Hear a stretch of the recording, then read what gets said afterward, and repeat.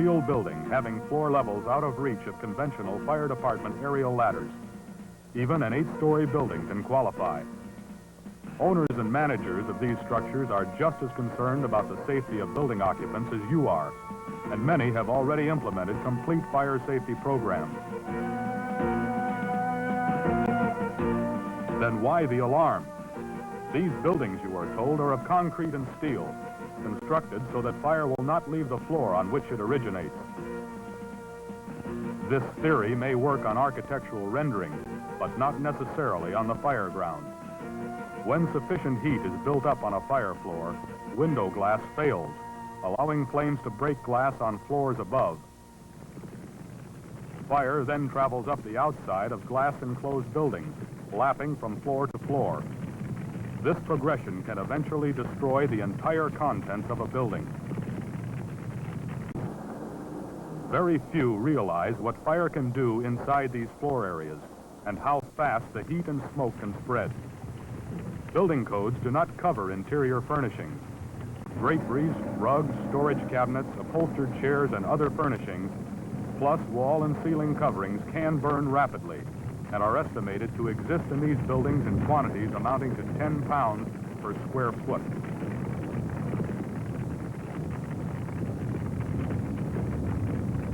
The building itself does not have to burn.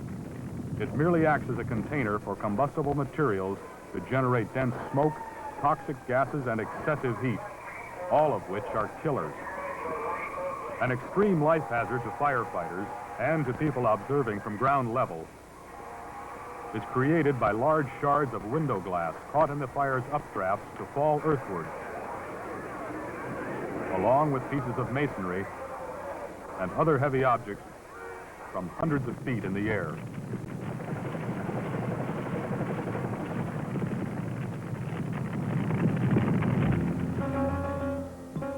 Suppose we consider a more moderate situation, with fire on the 10th floor of a 30-story building. Approximately 2,000 people can be trapped above the reach of your aerial ladders and elevated hose streams.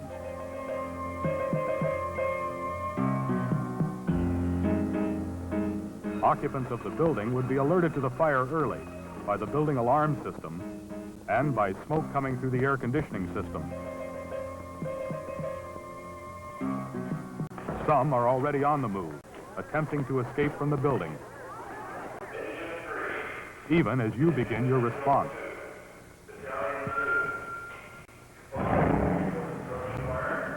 Building occupants will attempt to escape the fire in two ways: stairways and elevators.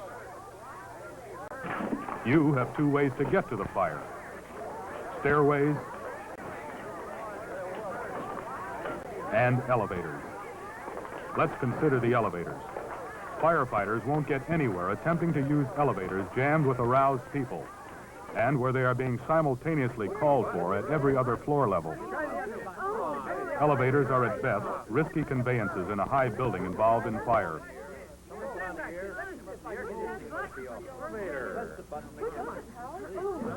Fire authorities do not approve elevators as a means of exit in time of fire.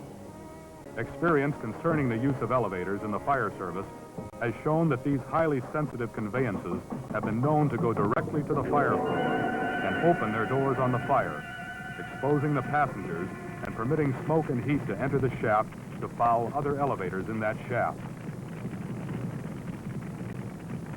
But as sure as you are a member of the emergency services, you can bet that people are going to use those elevators if left to their own resources. That's the way they came in, and that's the only way most of them know how to get out. Some occupants above the fire floor will use stairway exits. They may find that once inside, there is no return. Doors on each landing may be kept locked from the inside for security reasons, thus affecting all who use these exits.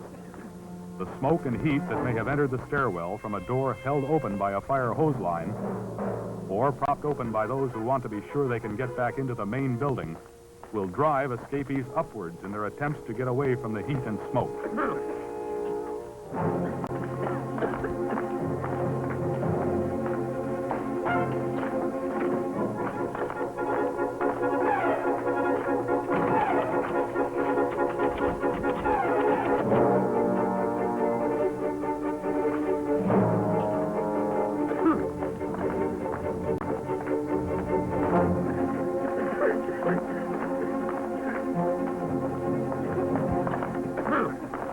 here they will join others, trapped in a dead end at the top where gases and heat are the most concentrated.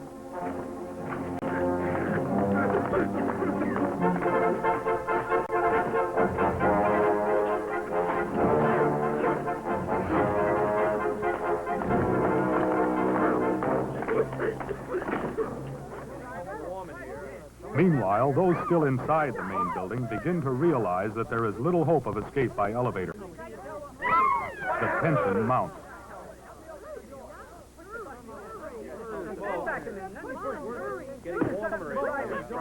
On each of the 20 floors above the fire, the stage is set with the reaction firefighters fear most: panic.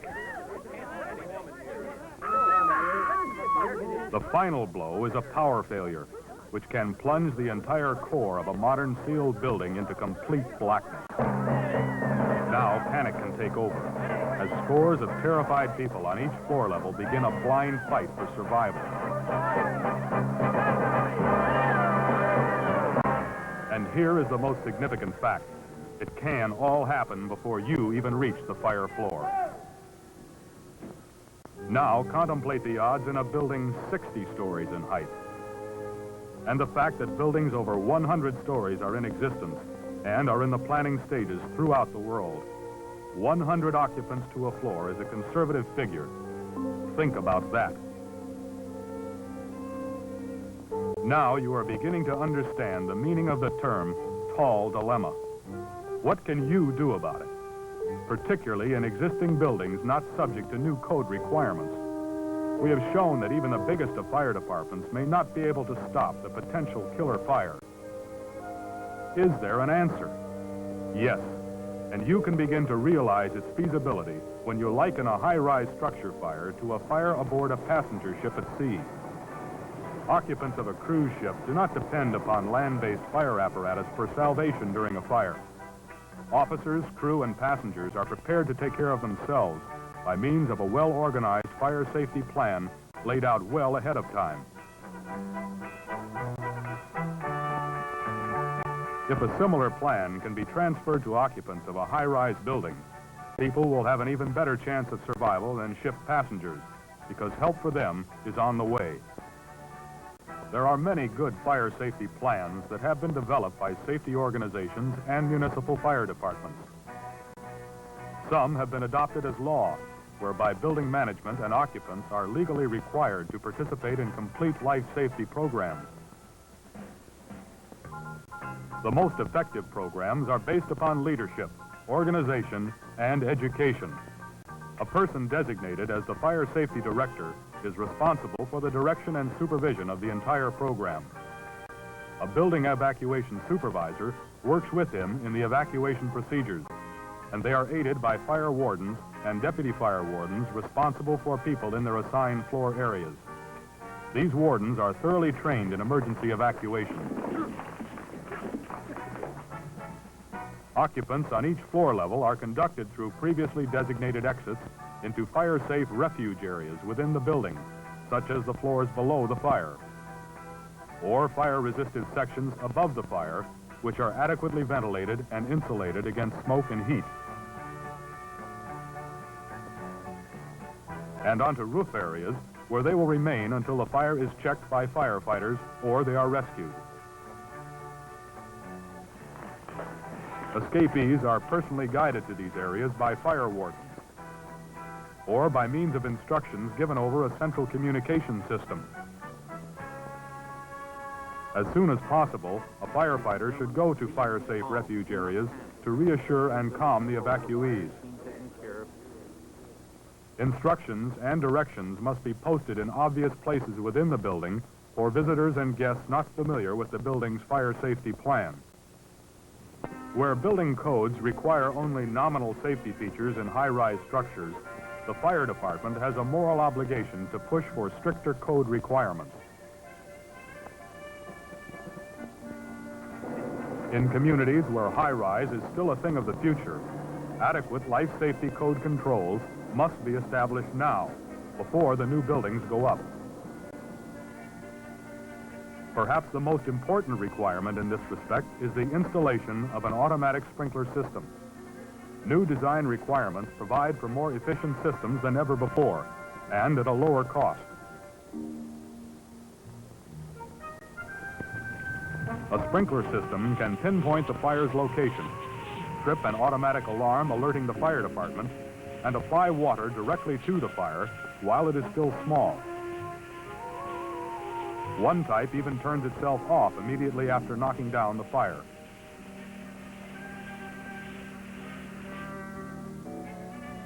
The automatic sprinkler stands alone as the most efficient, time-proven guardian of human life against fires in occupied buildings. It is the one fire protection facility that can keep the threat of a major high-rise fire well within the limits of fire department operations.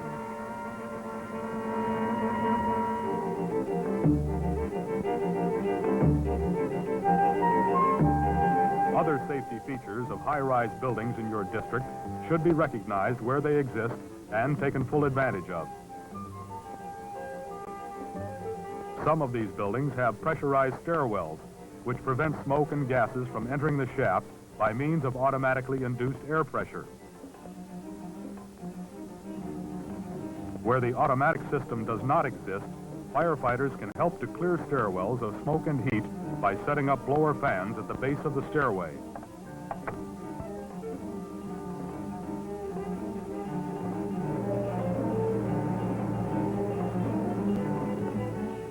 We have shown how stairwell standpipe connections force the firefighter to prop protective doors open with hose lines.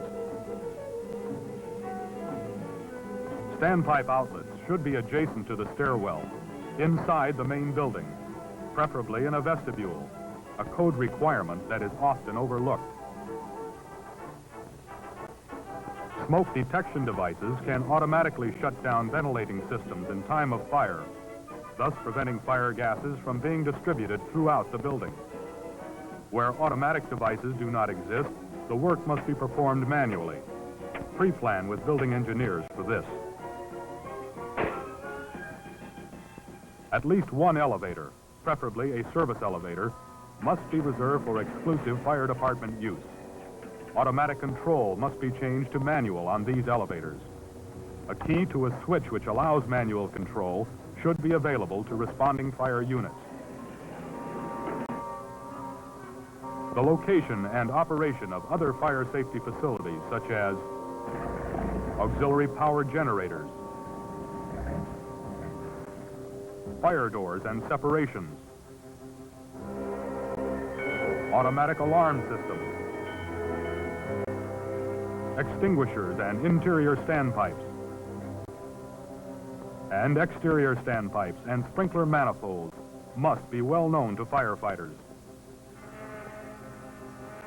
along with the general floor plan and construction details of each particular building in their district, and the exposure hazards.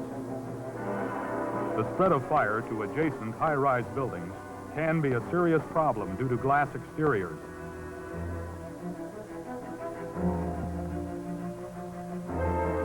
Pre-fire planning based on company building inspections and knowledge gained from studies of other high-rise structure fires, plus full-scale drill evolutions carried on at building premises, are absolute must for every fire department member.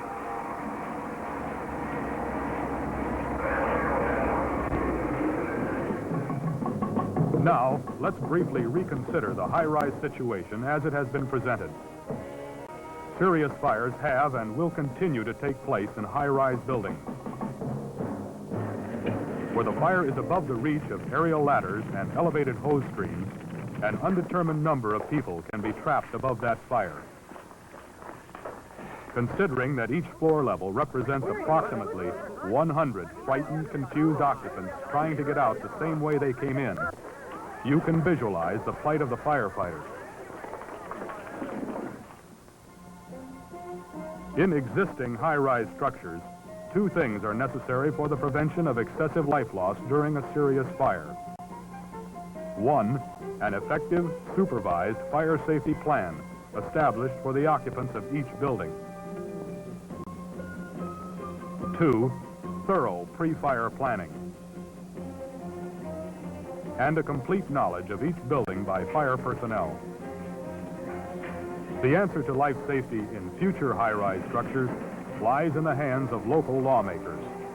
Vital safety facilities must become code requirements now, before the buildings go up. We are dealing here with human lives on a very large scale. Delay is indefensible. Fatal fires have already begun to take their toll in high-rise buildings. Bogota, Colombia, 4 dead. Sao Paulo, Brazil, 187 dead. Seoul, Korea, 163 dead. Atlanta, Georgia, 10 dead. New Orleans, Louisiana, 6 dead. These life loss figures are relatively low when weighed against the ever-increasing potential. In Europe, the Orient, the Americas, wherever exist the buildings and the people, so exists that frightening potential.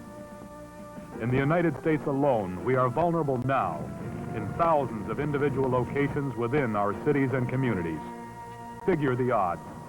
Somewhere, a major Holocaust will hit, with life loss so staggering, it will bring the nation to its feet screaming, why? The very best that your department can give is only a part of the answer to your tall dilemma. The rest must come from those very people you are dedicated to protect. Now is the time to get their help. Now, while they are still able to give it.